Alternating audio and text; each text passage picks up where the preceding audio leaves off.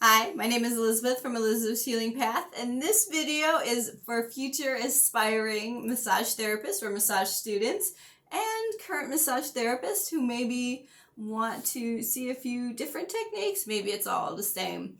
So I have some washable marker on my partner here for two muscles. There's three different colors, but I'll explain in a second. So this is a pectoralis muscles.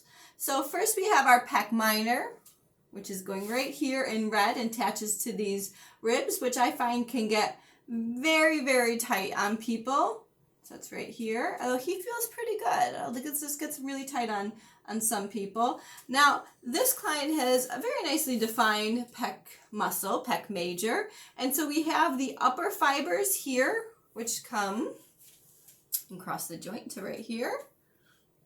Right, wait, there we go, thanks. And then I always find the lower fibers fun because I love twisting muscles. So these guys like come down and then like twist. These guys don't twist, but these guys twist. So they all attach right up here. Oh, the marker smeared. It doesn't go here. It's just it's smeared into your armpit. Okay, so let's start to massage. So the first part of massage is always really a palpation. So before I start, and I like to palpate by doing, I'm already wiping it off, so keep an eye on it now, right? So I like to do a palpation with circles, and I can feel right here as it starts to cross the armpit that it's starting to get tight on him.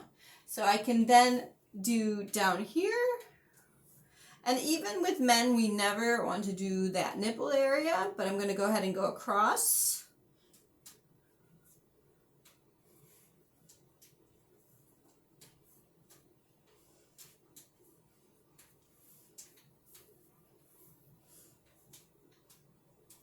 Now, for women, you may be wondering, I'm going to go ahead and put the sheet up. So women, how you would do this is, yeah, there's going to be a bunch of the pec major that we can't do. So what I like to do is I say, I'm going to do a fancy drape on you. It's called like a fancy V-neck, and they usually think that's funny. So this way, because generally the boobs will spread out to the side at this point, and you have access to the sternal attachments to be doing the circles down the sternum, but always talk to your client, see what they're comfortable with.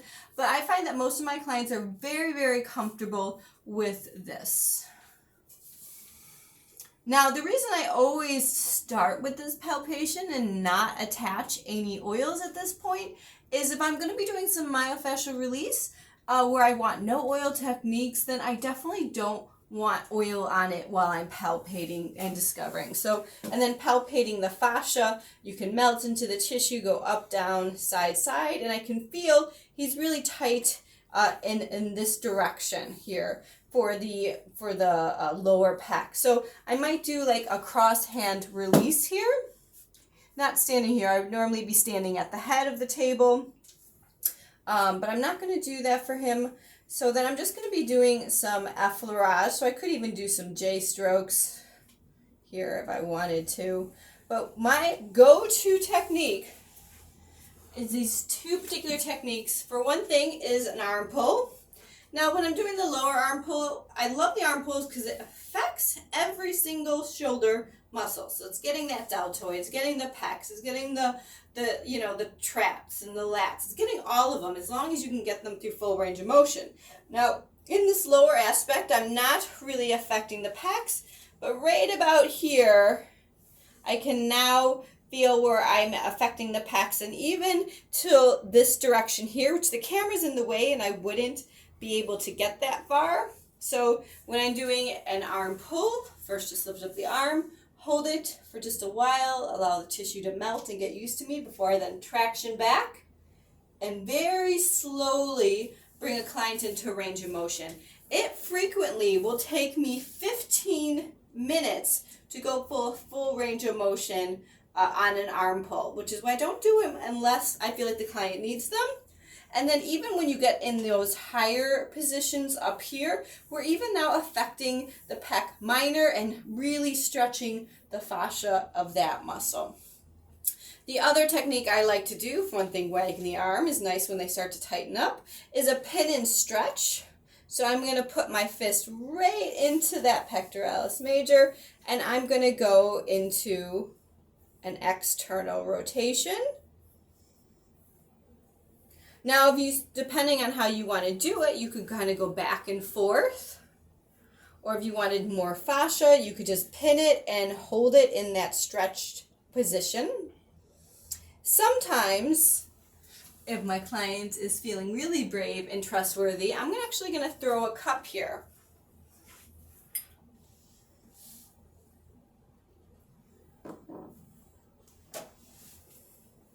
So especially with clients, seeing a flame coming this close to them can make them nervous. So I like to make sure that my client trusts me before I do that. So having this cup here on the pectoralis major, I like to keep kind of like a hand on it so it doesn't like fly off and break, which would make me sad. I can do the pin and stretch with it. I could keep going back and forth. Or I can even do the arm pull with it. And if I want to get even deeper, I can hook my hand into this and really stretch in the direction of the fibers in this arm pull. Hand, arms here, try to get it, yeah, thank you. Get it just a little bit higher because I know it's already right out of the camera. And that technique is really good for getting to it. Go ahead and relax your arm down. But yeah, so keep in mind that a lot of times when this is tight, it's going to create an internal rotation or rounded shoulders. So we really want to help open this up for any of our clients that their shoulders are maybe rounded forward. One way to test that is to press on the shoulder, and I always press this way as well, to see how they are in their rounded shoulders. And I have a little bit of lotion on him. You could even be doing some gliding with the cup to get in there nicely. So that is a massage on the pec major and minor that I do. I find it to be very effective. Of course, the arm pulls and the pin and stretches are not just working the pec major and minor, and that's why I like them. I like being able to do something that's going to affect a broad range of muscles at the same time. So thanks for watching, and this is the first part of my series, so I hope you check out the future ones to come. You want to say goodbye? Goodbye.